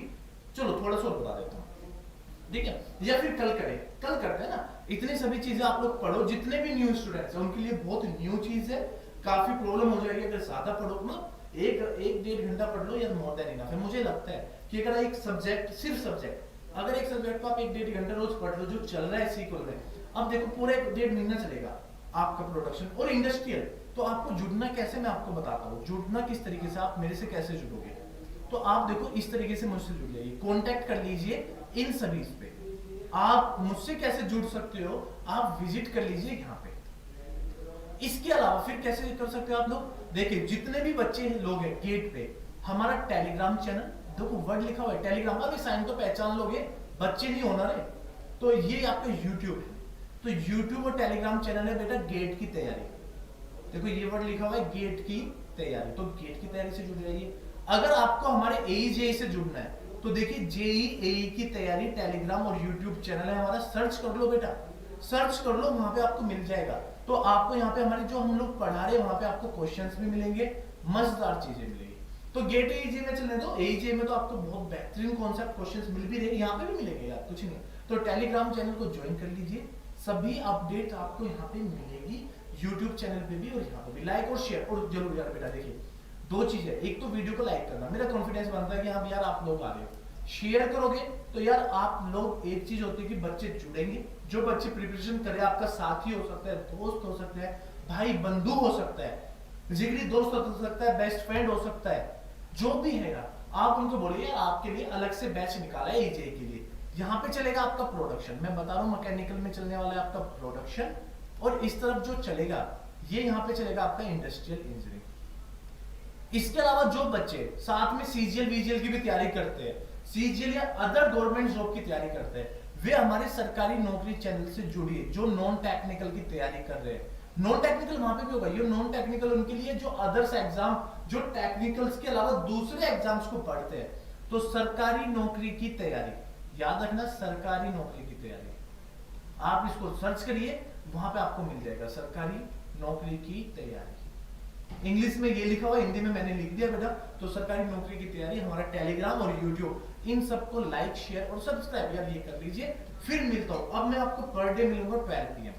तो देखिए हमारे 2 बैचेस चल रहे हैं, एक का नाम है नीव, जिसमें मैं आपको पढ़ाऊंगा इंडस्ट्रियल इंजीनियरिंग, याद रखना यहाँ पे आपका चलेगा इंडस्ट्रियल इंजीनियरिंग, और साथ में मैं आपको जो ये गेट के लिए, और जो स्टूडेंट है अवेलेबल AE JEE के लिए, जो अलग से पढ़ना चाहते हैं उनके लिए जो बैचेस चल रहा है, शपथ बैच, हिंदी में शपथ बैच है ना, तो शपथ बैच आपका चलेगा 5 PM, वहां पे चलेगा आपका प्रोडक्शन। तो बेटा सारी प्रिपरेशन आपकी हो जाएगी यहाँ पे इस तरीके से। आप मेरे साथ बने रहिए, पढ़िए। मैं आपको इससे भी ज्यादा आपको कहीं जाने की जरूरत नहीं है। मैं सीधा बोल रहा हूँ, आप धक्के मत खाइए, कभी उधर चले गए कभी इधर चले गए। मेरा मानना ये है, हमारे टीचर लोग भी कहते थे जिनसे मैं पढ़ा हूँ, और आज भी कहते हैं वे लोग कि बेटा अगर आप किसी के साथ हो तो पूरे दिल जान से जुड़े रहिए। नॉलेज एक जगह से मिलेगी, आप 50-60 जगह से ले लीजिए, आप खिचपिच हो जाएंगे। किसी का अलग रूल होगा, किसी का अलग रूल्स होंगे, आप उन रूल से मत जाइए। आपको क्या करना है, आप बैच के साथ जुड़िए, यहीं पे आपको सब कुछ मिल जाएगा, कहीं दूर जाने की जरूरत नहीं है, सब कुछ पढ़ाऊंगा। इसके अलावा और जो भी सब्जेक्ट्स है वो हमारे अपकमिंग फैकल्टीज है वे पढ़ाएंगे। स्टार्टिंग मैंने की, मैं फिर बोलो, स्टार्टिंग मैंने की, एंडिंग कोई और करेगा। तो दूसरे सब्जेक्ट्स वे लोग पढ़ाएंगे। तब तक आप हमारे साथ बने रहिए, जुड़े रहिए। मैं फिर मिलूंगा कल आपसे 12 बजे। और जिसको एजे के लिए पढ़ना है, प्रोडक्शन इंजीनियरिंग, बिल्कुल बेसिक से बिल्कुल जो क्वेश्चंस आते हैं एजे में आ जाइए 5 बजे, मैं उनको वहां पे पढ़ाऊंगा। और जो आपको बता ही चुका हूँ, टेलीग्राम और यूट्यूब चैनल जेईई की तैयारी पे मिलूंगा। कहां पे मिलूंगा बेटा? जेईई की तैयारी में मिलूंगा, आप वहां पाइए, मैं तब तक आपको वहां से मिलूंगा। Thank you so much. अब मैं विदा लेता हूँ, 5 बजे फिर मिलता हूँ। जय हिंद।